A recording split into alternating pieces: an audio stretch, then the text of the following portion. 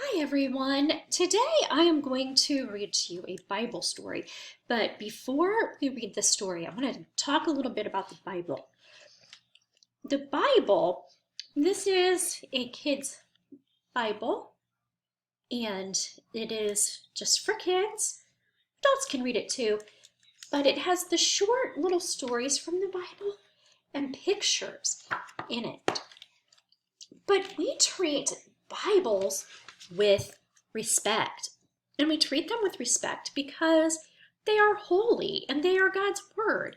And so we always want to treat it with reverence. We don't want to leave it lay where we can walk on it or trip over it, or the dog can chew it up, or our younger brothers and sisters can tear it up or color it, or any of those things. So if you notice at school in the classroom right now, I have this up on our prayer table, propped up, our little altar table, not really prayer table, it's kind of our altar table. If it's not in there, it is going to be placed in our basket of books down below the table where we can all look and learn through those books.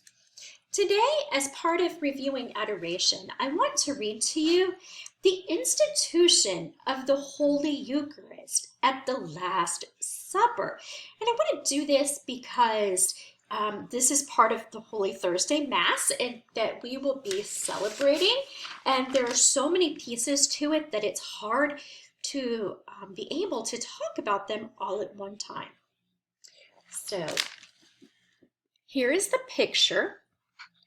We see the picture. Here is Jesus. Here he's got the bread. And remember, we have talked about how in Mass, Father transforms, or transfiguration is the big word for it, the bread into Jesus's body. And then he transforms the cup of wine into Jesus's blood.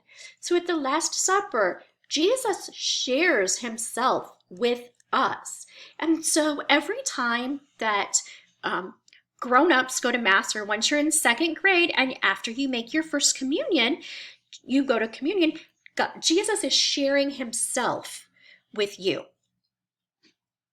And because Jesus is holy, we treat him with reverence and respect. And adoration is a very special time that we get to spend with Jesus.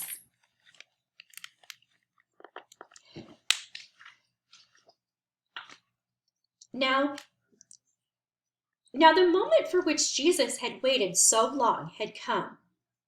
He kept the promise he had made in the synagogue at Capernaum. He took a piece of bread, blessed it, and broke it. Then he gave it to the apostles and said, "Take and eat. This is my body." Then he took a cup with wine in it, blessed it in the same way, and said, "All of you drink of this, for this is my blood of the new covenant, which is being shed for many unto the forgiveness of sins. Do this in remembrance of me." Our Lord changed bread and wine into his body and blood and offered himself to God. This was a sacrifice. At the same time, he told the apostles that he would die on the next day.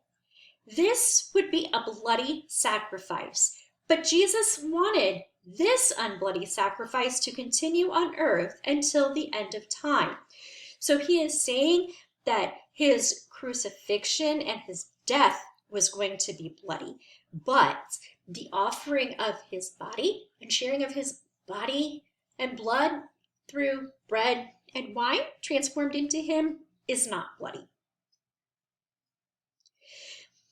When he told the apostles to do as he had done, he made them priests who could offer the sacrifice. they could pass this power on to their successors. After our Lord returned to heaven, the apostles continued to offer this Eucharistic sacrifice. They ordained other priests. In this way, Jesus gave us the priesthood and the Mass.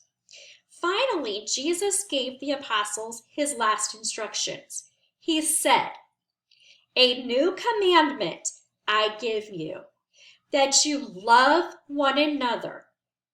That as I have loved you, you also love one another.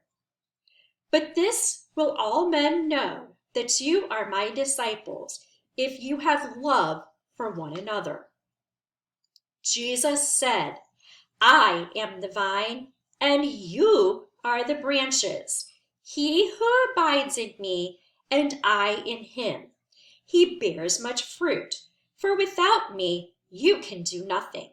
If anyone does not abide in me, he shall be cast outside as the branch, and wither. They shall gather them up and cast them into the fire, and they shall burn. If you abide in me, and if my words abide in you, ask whatever you will, and it shall be done to you." So we've talked about some of these things. This ended with, "Ask whatever you will, and it shall be done to you." A couple of weeks ago, that was our verse of the week. Ask, and it will be given to you. Seek, and you shall find. Knock, and the door will be opened unto you. So once again, Jesus reminds us of that. And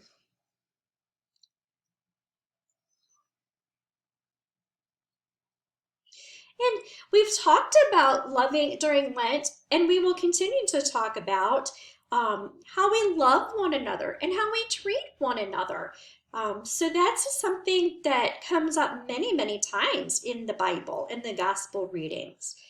And I am the vine and you are the branches. So a vine, like grapes, there's one great big vine. There's one main vine, one main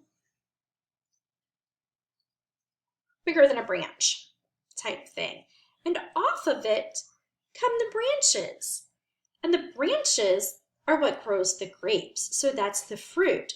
So if we stay rooted in Jesus, like as part of that vine, then good things are going to come to us.